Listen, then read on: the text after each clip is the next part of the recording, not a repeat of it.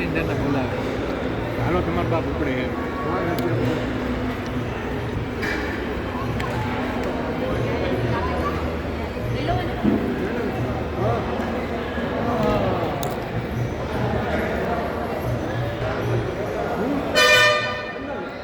હવે દર્શન હોટલે નાસ્તો કરી ગાંઠિયા ને કઢી ને ભજીયા હાલે.